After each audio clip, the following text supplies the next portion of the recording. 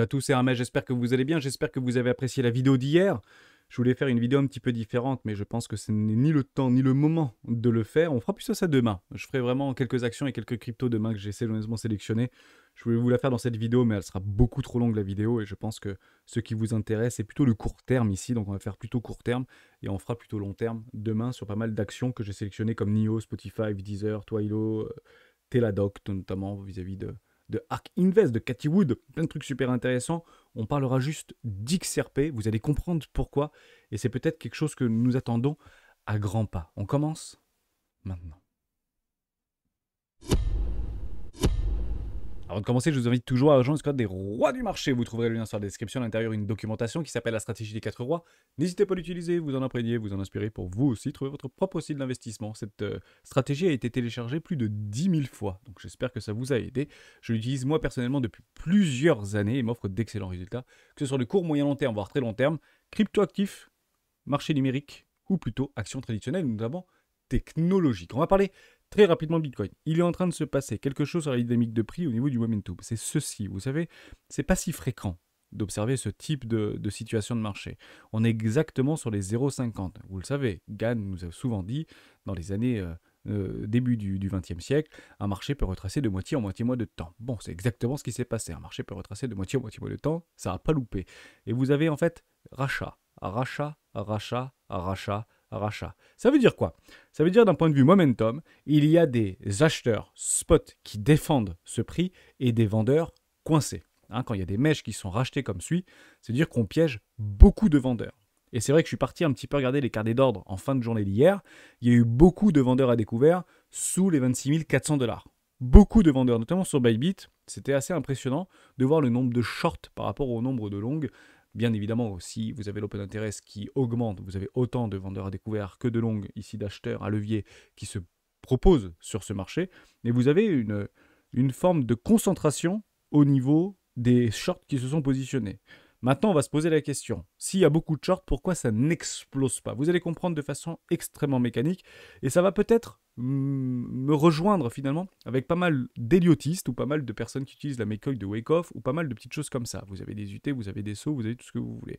Actuellement, l'UTAD, semblerait-il, puisqu'on a fait un saut plus bas que le précédent au niveau de la I ici, eh ben on n'ira pas chercher l'UTAD qui est beaucoup plus gros. L'objectif, c'est d'aller chercher la liquidité plus basse. Et ben vous savez quoi, je suis d'accord avec vous. Je pense qu'on devrait aller chercher ces fameux 24 000 $. Mais pas parce que je le joue d'un point de vue technique, je le joue d'un point de vue mécanique. Par rapport à ma petite boussole. Vous connaissez ma petite boussole, elle est très simple. Elle est ici, c'est tout simplement les options. Waouh, les options. On va faire un petit tour par rapport au 9 juin. Pourquoi? Parce que le 9 juin, il y a eu une recrudescence sur ces dernières 48 heures par rapport à des positions de call et de put qui se sont accumulées. Et pas forcément que des puts, mais aussi beaucoup de calls. Je vous explique en fait la mécanique qui est extrêmement simple.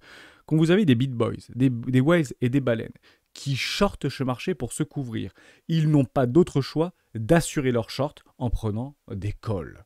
Et extrêmement bizarrement, il y a un strike price actuellement qui a explosé sur les dernières 48 heures à 28 000 $.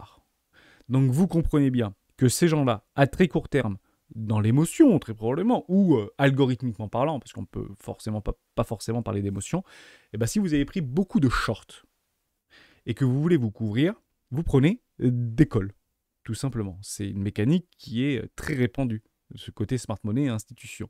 Donc comme c'est demain, le 9, pourquoi ça n'augmente pas et pourquoi ça n'explose pas? Et ben c'est tout simplement qu'on ne va pas faire gagner ces gens-là. L'objectif, c'est peut-être de les exploser avec un tout petit décalage de timing. Et c'est exactement ce qu'on est en train d'observer ici. Ça ne va pas plus bas, non, mais ça ne monte pas non plus. Et vous avez bizarrement, un max spin price exactement sur les 26 500 $. Pourquoi ça fait 4 jours qu'on est sur les 20... Enfin, pourquoi ça fait 3 jours qu'on est sur les 26 500 $ et qu'on est en train de se faire exploser le ciboulot? C'est juste qu'il faut regarder le max spin price actuellement. Le max spin price, c'est 26 500 $. On a un appauvrissement au niveau des carnets d'ordre. Vous avez de moins en moins de liquidités sur ce marché. Vous avez des market makers qui se sont barrés de Binance US. Donc il est très facile en fait de piloter sur le spot au niveau de ce prix de Bitcoin, à la hausse comme à la baisse. Il faut le savoir. Donc, pour être tout à fait honnête avec vous, si vous êtes idiotiste et que peut-être vous jouez une hausse et une accélération haussière, c'est pas complètement fou, mais faites très attention parce qu'on peut se faire renvoyer relativement franchement dans les cordes. Pourquoi? Parce que le 30 juin, donc fin du mois, le maximum price sera donc à 24 000 $. C'est exactement le même narratif que j'ai précédemment. Si vous avez beaucoup moins de liquidités sur ces échangeurs, il est très facile pour les market makers et très facile pour les big boys ou les faiseurs de ce marché de diriger leur prix là où ils le veulent. Et le plus probable, malheureusement, et ça se répète depuis maintenant plusieurs mois, c'est les 24 000 $.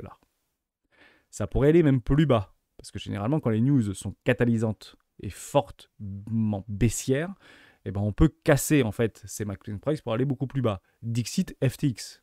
À la chute de FTX, on était 3 000 $ plus bas. Vous comprenez, hein, c'est très très important ce que je suis en train de vous dire. Actuellement, je n'ai pas vraiment de catalyseur à la hausse.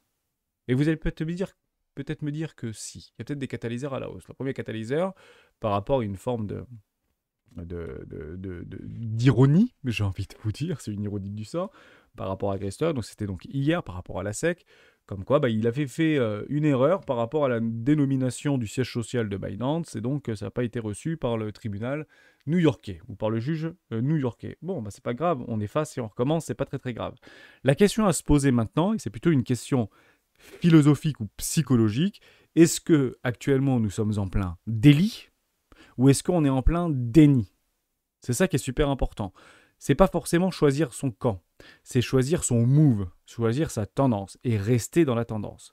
On va pas se mentir, si on prend Binance et si on prend Coinbase, c'est les deux entre guillemets plus gros échangeurs aujourd'hui qui officient aux États-Unis.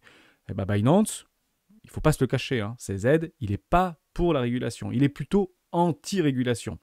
Il est plutôt ultra-libéral, il est plutôt pour la décentralisation à l'extrême, il est plutôt de rendre la liberté au peuple, il a beaucoup de pensées, il est philanthrope par rapport à ces idées-là, et il n'est pas vraiment pour la régulation. Il s'y plie, je ne dis pas du tout le contraire, si celle-ci est claire et bien définie, mais il n'est pas pour la régulation. Ça ne veut pas dire qu'il n'est pas prêt à travailler pour la régulation, mais il n'est pas pour. Par contre, Armstrong, lui, il est plutôt pro-régulation, parce qu'il connaît très bien son pays. Il connaît très bien les États-Unis. Il sait très bien que s'il n'y a pas de régulation, il ne pourra pas avoir de pérennisation de son business. La régulation, l'adoption de ce marché passera nécessairement par la régulation, une régulation pas forcément stricte, mais une régulation, une réglementation claire. Ce qui est très intéressant par rapport à ces deux opérateurs et ces deux faiseurs du marché, donc les plus grosses plateformes, c'est qu'ils sont tous les deux OK pour aller jusqu'au contentieux. Ça, c'est quelque chose qu'il faut prendre avec la plus grande attention. Pourquoi ? Parce que ça veut dire qu'ils ne sont pas forcément OK pour un accord, et notamment un accord financier. Ils veulent aller jusqu'au bout pour mettre en place une réglementation claire et précise. C'est tout. Maintenant, vous allez un tout petit peu plus loin vis-à-vis de Binance. Généralement, ça fait quelques temps qu'on comprend ça et qu'on essaie de proposer Binance, faire sortir Binance des États-Unis. Donc la SEC propose un gel des actifs US qui a provoqué une forte spéculation vis-à-vis des tokens qui ont été plutôt revus à la baisse, malgré nos tokens préférés par rapport à Binance US. Un très fort dépeg plutôt à la hausse vis-à-vis de Binance US vis-à-vis de Bitcoin. Donc c'est extrêmement mécanique, c'est extrêmement logique. Vous avez beaucoup de petites cryptos qui ont été vendues pour du Bitcoin. Et pas forcément pour de l'USDT, pour sortir l'argent des comptes. C'est pas en tout cas ce qu'on est en train d'observer. On n'est pas en train de voir massivement de l'argent sortir de Binance US. Maintenant, qu'est-ce qui va se passer si c'est le cas ? C'est pas grave. En fait, on s'en fiche complètement de Binance US. Binance finira par déposer le bilan, tout simplement, vis-à-vis des États-Unis. Il se mettra au chapitre 11 et ce sera terminé. C'est pas grave. Binance, c'est un super marché, les États-Unis. Mais c'est un marché qui est difficile. Vous avez bien vu que Binance était parti, Bybit était parti du Canada. Vous avez, Binance qui est parti aussi du Canada, me semble-t-il. Vous avez qui est parti du Canada par rapport à une régulation beaucoup trop stricte. Et apparemment, c'est plutôt en accord avec les idées de Gary Gensler et de la SEC, et probablement du gouvernement américain par l'intermédiaire de Joe Biden. Jusqu'ici, on se suit. Ce qui est super important, c'est côté Coinbase, pour le moment, c'est RAS, vis-à-vis d'un possible gel des actifs, etc. Si ça venait à avoir lieu, honnêtement, ça devrait faire grincer un petit peu les dents et pourquoi pas catalyser une nouvelle baisse vers la baisse. Bon, ou en tout cas une direction plutôt baissière. Maintenant, ce qu'il faut se poser comme question, c'est le quid. Quid de Crypto.com qui interagit également avec le peuple américain, et en tout cas avec des utilisateurs américains. Quid de Kraken, quid de Robinhood, quid de Gemini. Et Gemini, je ne pense pas qu'il ait les reins suffisamment solides pour pouvoir résister à une attaque frontale de la SEC. Actuellement, ils ne sont pas dans le truc, mais attendons-nous à qu'ils le soient. Et je pense que cette éventualité est déjà pricée par le marché. Voilà, comme ça vous avez ma vision et ma représentation du truc. Je pense que si vous avez une attaque ou un nouveau papier qui sort vis-à-vis de crypto.com, Kraken, Robinhood, Gemini et tous ceux qui proposent des cryptoactifs et les cryptoactifs qui ont été ciblés par la SEC, donc les fameux 61 actifs, bah, je pense très franchement qu'ils mettront un genou à terre. Et en parlant de genou à terre, bah, Binance l'a fait. Binance a donc mis un premier genou à terre par rapport à cette news-là, tout simplement. Voilà, elle est ici. C'était juste là, voilà. Assigné en justice par la SEC, Binance US a décidé de supprimer 100 paires de trading crypto. Il a décidé, c'est pas une obligation. Il prend les devants, il met un genou à terre. Toutes les cryptos que vous voyez ici ont contribué au fort dépeg à la hausse vis-à-vis de Binance US par rapport à Binance.com et a été plutôt mal pris par rapport à nos cryptoactifs préférés. Vous prenez Gal, il a perdu 12%, vous prenez Basic Ascension Token, vous prenez BAL, vous prenez Flow, vous prenez KDA, vous prenez LRC. Bon, grosso modo, c'est tout ce qui pourrait être apparenté à une forme de securities vis-à-vis de la SEC. Maintenant, il faut se poser la bonne question. Et la bonne question, qu'est-ce que c'est ? C'est probablement, est-ce que si c'est une securities, est-ce que c'est perdu pour les cryptoactifs? Si c'est pas une securities, est-ce que c'est gagné? Dès lors, si c'est pas une securities, qu'est-ce que c'est aux yeux du gouvernement américain ou aux yeux de Gary Gensler ou aux yeux de tout ce que vous voulez? Bah, ce serait peut-être considéré comme une commodities à l'image de Bitcoin. Et bien en réalité, je pense qu'on fait fausse route. Je pense que ce sera ni une securities et ni une commodities. Je pense qu'on va donc créer une nouvelle classe d'actifs. Tout simplement. On est en train de créer très probablement une nouvelle classe d'actifs. Le seul problème qu'on est en train de vivre aujourd'hui par rapport à cette accélération d'une attaque frontale par rapport à ces échangeurs et par rapport à ces cryptos qui n'est pas une découverte pour nous, hein. C'est pas quelque chose de nouveau par rapport à la SEC vis-à-vis de nos cryptoactifs préférés, mais c'est plutôt en fait par rapport à un agenda politique. Il faut juste comprendre que c'est tellement politisé, on l'avait vu il y a plusieurs mois en arrière par rapport à cette polarisation entre les républicains et les démocrates, pro-crypto, anti-crypto et tout ce que vous voulez. Biden, on a compris, il a choisi son camp. Les républicains, ils sont plutôt côté crypto, hein, liberté, crypto, etc. Et pour certains d'entre eux, pas de crypto-monnaie de banque centrale, donc pas de CBDC. Ok, donc c'est très clair. Maintenant, il faut juste comprendre quelque chose d'extrêmement important. En quoi cette nouvelle classe d'actifs ou cette potentialité d'une création d'une nouvelle classe d'actifs est de bon augure pour Joe Biden vis-à-vis de sa réélection possible pour novembre 2024. C'est qu'en fait, il va gagner du temps. Vous ne pouvez pas vous permettre, dans un pays qui est autant polarisé entre démocrates et républicains, autant concentré en tant qu'utilisateur et défenseur de la crypto-monnaie. On parle là-bas de 20% de la population américaine qui détiendrait des cryptoactifs et qui interagirait avec des cryptoactifs. 20% de la population, en vue de la défiance qu'il y a vis-à-vis de ce groupe d'individus-là, quand par exemple Binance balance sur Twitter, est-ce que vous avez plutôt confiance en la SEC ou plutôt confiance en Binance, et vous avez 85% pour Binance et 15% pour la SEC, vous avez compris qu'on était relativement clivant. Hein, c'est très clivant, c'est très marqué, c'est très direct, si vous voulez. Joe Biden ne peut pas se permettre de mettre une croix sur 20% d'une possible population électorale. C'est pas possible. La seule possibilité qu'il ait, c'est pas d'aller en frontal, hein. Pas du tout. C'est de gagner du temps. Et je pense qu'ils sont en train de mettre en place des outils et des actions pour pouvoir gagner du temps. Pour l'instant, ils y arrivent très bien. Puisque ceux que ça intéresse directement, bah, ce sont nous en réalité. C'est nous. Et l'objectif de Joe Biden, c'est très probablement de ne pas faire rentrer dans la campagne présidentielle le sujet des cryptoactifs et des technologies blockchain.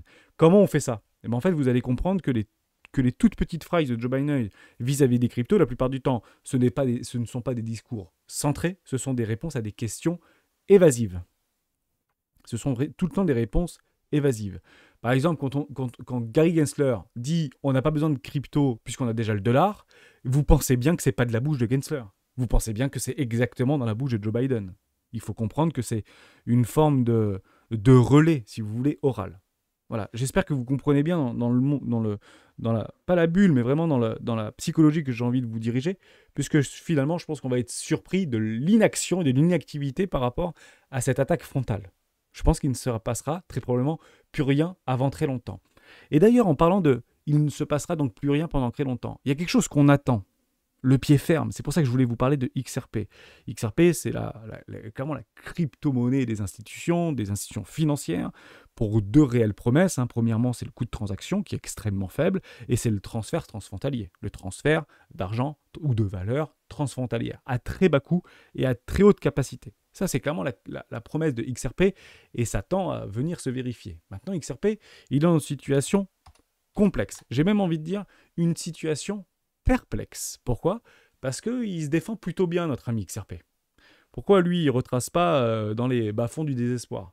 Parce qu'on attend une nouvelle avec la plus grande importance, c'est est-ce que oui ou non, ce procès qui a été intenté contre XRP va-t-il être remporté par XRP? Actuellement, à avocat interposé, il semblerait qu'il y ait une large longueur d'avance par rapport à XRP qui viendrait à gagner ce procès. Moi, je vais vous dire le résultat de ce procès qui se fait attendre depuis maintenant plusieurs années, on parle de maintenant plus de 2 ans hein, de combat, et ben, il n'aura pas lieu. En fait, cette résolution n'aura très probablement pas lieu. En fait, un juge, actuellement, ne peut pas dire c'est une securities ou c'est pas une securities, parce qu'à ce moment-là, tous les plans de Gary Gensler se mettent au tapis. Vous ne pouvez pas aller contre votre président qui donne des ordres directs à son substitut, Gary Gensler. Donc, le plus probable qui va se passer, c'est qu'on va encore attendre une très bonne année avant d'avoir finalement le résultat de ce procès. Pourquoi? Avec des nouveaux éléments, avec des reports d'audience, avec des reports de tout ce que vous voulez. Hein, c'est très américain, vous savez, la juridiction française, elle est réputée pour être la plus longue. Vous savez que les Américains ils peuvent aussi prendre du temps pour avoir tous les éléments, pour prendre une décision rationnelle, juste, etc. Qui fera de toute manière office de jurisprudence. Dès lors, ce qu'on est en train de lire vis-à-vis de ici, de Ripple, le verdict du procès sur les titres XRP devrait être retardé. Mais je pense qu'on n'a pas fini de l'avoir retardé. Moi, je pense profondément que ce truc-là, il va pas apparaître avant probablement, fin 2024, potentiellement début 2025, quoi. Pour être tout à fait honnête avec vous. Il y a des nouveaux éléments quand même qui vont intervenir à partir du 13 juin, logiquement, de nouveaux documents qui vont être déclassifiés, ou en tout cas qui vont être divulgués. C'était, je ne sais plus exactement ce que c'était, je ne sais plus où est-ce que c'était que j'avais lu là. Bon bref, c'est pas très très grave, mais apparemment à partir du 13 ou du 14, il y a des trucs qui devraient se passer. D'ailleurs, un début de cette année, les deux parties ont déposé une demande de jugement sommaire qui était attendue le 6 mai, et semble toutefois que le juge Analisa Torres, chargé de l'affaire, prendra plus de temps. Mais vous savez dire quoi plus de temps? Il va prendre une semaine de plus, elle prendra 2 semaines de plus. Mais je pense qu'on n'a pas fini d'en voir des vertes et des pas mûres par rapport à XRP. Maintenant, s'il y a réellement un résultat, et je me trompe complètement, à ce moment-là, on repartira donc sur la technique. La dernière fois qu'il y avait une super news vis-à-vis de XRP, c'était ici. C'était parti to the moon. Derrière, on est parti chercher tous les lots, et puis on est reparti pour faire notre petit rallye, avec la liquidité qui s'ensuit. Je pense que ça sera à peu près la même chose. Si on a une bonne nouvelle vis-à-vis du XRP, ça peut faire un truc comme ça. Je pense qu'on ira chercher probablement tous les lots ici, et qu'on pourra partir ici. Je reprendrai du XRP si j'ai la certitude, quasi-certitude, que ça va dans le bon sens et dans le sens qu'on l'a imaginé. Et alors, vous avez compris un petit peu l'idée. Je pense qu'on va maintenant, à partir de maintenant, qu'on le veuille ou non, c'est qu'on va jouer la montre. Voilà, vous avez ma représentation parfaite et de ma visualisation de ce marché. Je pense qu'on va encore s'ennuyer très probablement pendant longtemps. Ce qui n'empêche pas de magnifiques arrachements haussiers à ce moment-là, puisque si on prend et on joue la montre, on reste dans la tendance. Qu'est-ce que c'est la tendance? Comme ça, vous avez ma représentation, mais parfaite finalement de ce que j'essaye de vous témoigner. C'est extrêmement simple. On va partir sur un tout petit peu plus propre. Voilà.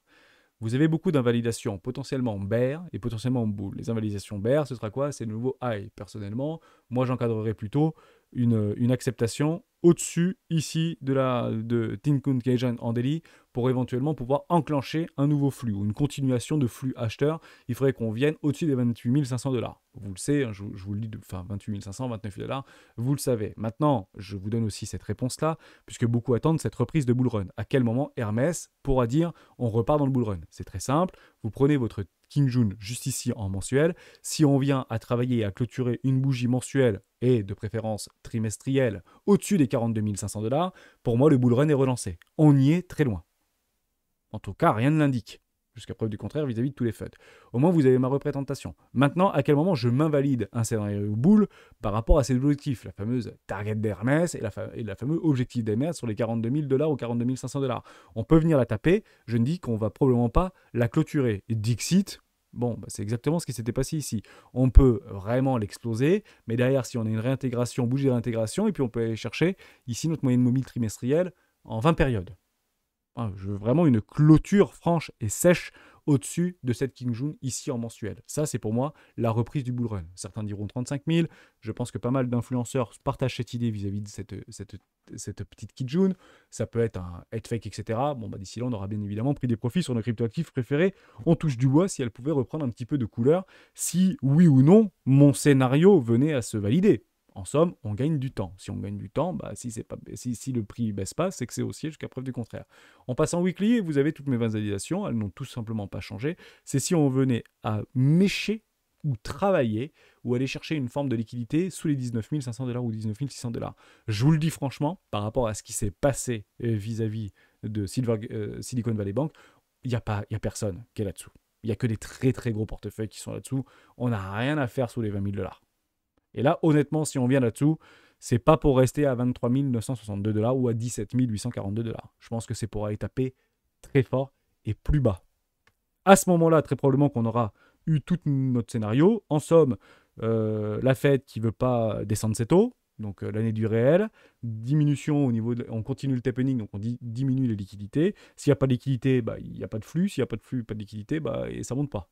C'est toujours la même chose. C'est assez limpide, si vous voulez, par rapport à ce scénario-là. Maintenant, oui, on peut très bien aller chercher les 23 700 $. Honnêtement, c'est un truc qu'on pourrait exactement cibler. Pourquoi ? Parce que, en fait, c'est tous les semaines à peu près à Rome. Vous avez votre déséquilibre de marché ici. Vous avez un plat de King June juste là. Non, c'était pas ici, c'était voilà, juste ici, pardon, sur les 23 300 $. Et vous avez donc votre price de fin de mois à 24 000 $. Dès lors, Hermès, tu vois quoi à très court terme ? Alors, encore une fois, c'est ce que je crois, hein, c'est pas ce que je vois. Ce que je crois, c'est qu'on va dégommer et on va faire une forme d'incitation à l'achat. On va aller chercher tous les précédents highs qui probablement invalideraient les scénarios de la méthode de Wyckoff par rapport à cette petite distribution, ce qui serait considéré pour moi comme une manipulation. Le premier qui bouge perd, et puis derrière, on irait chercher les 24 000 $. Voilà ce que je vois ici, sans pour autant aller faire des invalidations au-dessus des 28 500 $. 28 500 $, acceptation, on attendra donc l'accélération, invalidation du plan BER. Terminé. Voilà. Est-ce que ça veut dire que c'est jouable là-dedans ? Ouais, on peut aller chercher des poches de liquidité, vous avez des petites poches de liquidité à aller chercher, vous avez du BBR, mais après, si vous êtes en time frame de 15 minutes, de 5 minutes ou d'une minute, honnêtement, les news, ça vous intéresse pas du tout, quoi. Mais alors, ça vous intéresse pas du tout. Au moins, vous avez la réponse pourquoi on est là-dedans. Est-ce qu'on trade là-dedans ? Bah non, on ne trade pas en plein milieu d'un range. On est en train d'essayer de redélimiter une borne de range entre ici les 23 000, les 25 300 $ et juste ici les 27 300 $. L'objectif des boules, c'est d'aller les déborder. L'objectif des bears, c'est d'aller les déborder. Vous êtes en plein milieu d'un range, on essaie de reconstruire un range, on ne trade pas au milieu d'un range. On scalpe au milieu d'un range, éventuellement, ou on fait du range trading au milieu d'un petit range ici, plus haut range ici, voire très grand range ici, donc on irait plutôt chercher les extrêmes. Mais là, on est clairement au milieu de tout ce que vous voulez. 0,50% gagne, c'est juste formidable. On ne bouge pas, on fait strictement rien. J'espère que je vous ai aidé par rapport à ça. Je vous ai donc parlé de XRP, je vous ai donc parlé de cette polarisation ou ce choix peut-être draconien entre securities et commodities, ou securities et pas commodities. Pour moi, la direction sera une nouvelle classe d'actifs. Je finis juste là-dessus. Par rapport à ce qui tourne actuellement sur Binance, je ne veux pas encore une fois me faire l'avocat du diable vis-à-vis de Gary Gensler, mais cette personne-là est payée par le gouvernement américain et son bras armé, c'est le président de la République américaine. C'est le président américain. Donc Binance a tenté de débaucher son pire ennemi, le président de la SEC. C'était en 2020, 2018. Ils ont bu un cocktail ensemble. J'imagine bien qu'ils ont bossé ensemble. Ils savaient très bien que s'il était élu, Biden était élu, probablement que Gary Gensler aurait eu des hautes fonctions au niveau du gouvernement américain. Honnêtement, je pense que la SEC, c'est pas vraiment ce qu'il cherchait. Je pense qu'il cherchait plutôt le trésor à la place de Madame Yellen. C'est clairement pas ce qui s'est passé. Donc maintenant, est-ce qu'il le vise encore ? C'est une certitude absolue. Que veut un homme de pouvoir, hormis plus de pouvoir ? Maintenant, c'est toujours la même chose. Entre ce que pense Gary Gensler et comment agit Gary Gensler, c'est deux choses complètement différentes. Encore une fois, je pense que dans 5, 6, 10 ans, on apprendra des choses émouvantes, très probablement, par rapport à Gary Gensler et ce qu'on lui a demandé de faire, très probablement. Donc oui, on peut le comparer à quelques personnages emblématiques des Simpsons. Ben moi, personnellement, je regarde plutôt ce que fait son patron et comment agit son patron. Et actuellement, son patron, eh ben, il est franchement pas crypto-friendly. Hein, il est franchement pas crypto-friendly. Donc, je pense que la partie crypto, puisque ça va être probablement déterminant pour une élection présidentielle au niveau américain, bah, le meilleur à faire pour lui, très probablement, c'est de gagner du temps. Donc on est reparti pour probablement ranger pendant très longtemps. On se fait un live demain. J'espère que je vous ai aidé. Vous avez exactement mon scénario. On ira chercher les bears et les boules. Les deux camps vont encore se faire lapider. Ah, peut-être tout petit truc juste au niveau des liquidités. Pourquoi je pense que ça va probablement peut-être un petit peu aller dégommer du bear et on peut peut-être avoir une accélération avec des invalidations de plan bear, c'est qu'actuellement sur Bitfinex qui est considéré comme l'exchange des baleines et des whales, c'est en train d'exploser au niveau des open interest. C'est toujours la même situation lorsqu'il y a une forte capitulation. Bon, vous voyez ce qui avait été passé sur FTX ici. On a vu une explosion au niveau des open interest, probablement des constructions de longues, et apparemment on est en train de construire de longues. Et franchement, si on commence à construire de longues tel qu'on l'observe ici, pardon, hein, tel qu'on est en train de le découvrir et de l'observer ici, il est fort quand même Bitcoin. Honnêtement, pourquoi il n'est pas parti chercher les 24 000 ou pourquoi il... Je comprends pas quoi. Pourquoi on n'est pas allé chercher déjà les... Vous savez, c'est du bon sens, hein.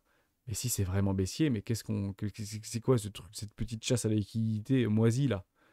Donc je sais pas qui tient le bateau là, mais non, on aurait dû y aller, franchement. Je vous avais dit, le seul truc qu'on veut pas, quand on avait vu en fait Silicon Valley Bank, c'était un truc qui nous concerne nous directement. Punaise, mais on l'a eu ce truc qui nous concerne directement. Qu'est-ce qu'on fait encore là pourquoi il n'est pas dans la boîte, dans la petite boîte ici là? Bon, bah partez du principe que si on vient là-dedans, c'est qu'on est dans la tendance. J'attendrai donc pour reprendre un magnifique petit long, une petite structure comme ça, avec des confirmations, divergences, dans une zone de rechargement d'achat court terme, moyen terme, entre les 618 et les 786, juste sur un 618 de pression en mouvement, peut-être aller chercher un petit déséquilibre de marché avec un stop ou juste là. Si vous êtes donc swing trader, c'est juste ce qu'il faut comprendre, et que vous regardez pas mal d'yellotistes ou pas mal d'influenceurs qui ont des objectifs haussiers. Hein, les 42 000 $, l'objectif d'Hermès, ou beaucoup plus haut, hein, les 50 000 $ ou 53 000 $ pour des extensions de 5. Vous n'avez, je vous le dis, hein, pas d'autre choix que d'avoir un stop si vous voulez intervenir sur ce marché. Bah, c'est comme ça, hein, à levier, hein, si vous voulez vous y risquer. Bien sûr, on ne met jamais all-in et tutti quanti. C'est que votre stop sera inévitablement sous la précédente structure. Ici. Vous n'avez pas le choix. Ce sera les 19 500 $. Voilà. Donc au maximum, c'est des leviers 3, 4. Honnêtement, levier 3-4, c'est déjà énorme sur les cryptosphères. Ne nous y trompons pas. Je parle ici de swing. Et puis après, vous allez chercher vos objectifs. Tout simplement. Minimum pour les objectifs de retail, 2,5. C'est à peu près ce qu'on nous vend la plupart du temps. Donc objectif, bizarrement, pas très loin des 42 500 $. Complètement réaliste. Hein. Je ne vous dis pas du tout le contraire. Je dis juste que ceci, honnêtement, hein, c'est pas très sérieux. Voilà. Je ne dis pas qu'il ne faut pas le faire. Je dis juste que c'est pas très sérieux. Voilà. Donc vous n'avez pas d'autre choix. Malheureusement, si vous voulez swing cela, on évite les 60 trades d'affilée pour essayer d'aller chercher des extensions. Parce que déjà, au niveau du funding, ça coûte un prix fou, pour être tout à fait honnête avec vous. Et au niveau du temps, c'est très difficile psychologiquement de le tenir. Hein, voilà pour ça. Donc j'espère que vous avez toute ma visualisation de tout ce qui pourrait se passer. Et moi, je pense que, comme je le fais très régulièrement, parfois la meilleure chose à faire, c'est de strictement ne rien faire. Je pense qu'il va se passer, c'est qu'il va strictement plus rien se passer avant les magnifiques élections présidentielles américaines de novembre 2024. Ciao!